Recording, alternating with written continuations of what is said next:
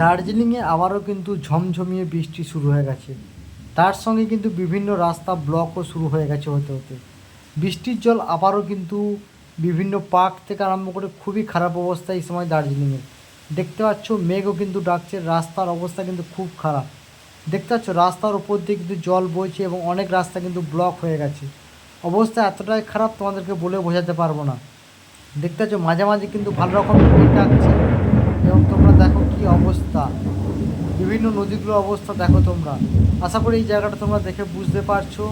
এবং ওয়েদার কিন্তু খুবই খারাপ, ওয়েদার খুবই খারাপ, বৃষ্টির পরিমাণ কিন্তু বাড়ছে।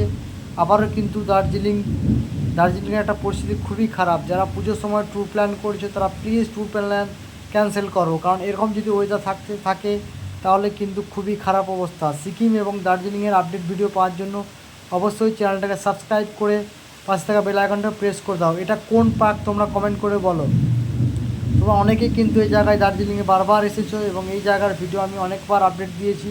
তো আশা করি মূর্তিটা দেখেও তোমরা চিনতে পারছো, জল কিন্তু বিপদসীমার উপর দিয়ে বইছে এবং ওয়েদার কিন্তু খুবই খারাপ। ওয়েদার কিন্তু এই মুহূর্তে খুবই খারাপ, মেঘ প্রচণ্ডভাবে ডাকছে। আশা করি তোমরা সেই মেঘের আওয়াজও শুনতে পাচ্ছ।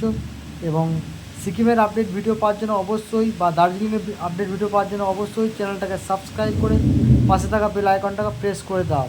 আর রাস্তাঘাটের অবস্থা কিন্তু খুবই খারাপ, দেখে বুঝতে পারছো এটা রাস্তা কেউ বলবে? অবস্থা কিন্তু খুবই খারাপ এই মুহূর্তে দার্জিলিংয়ে।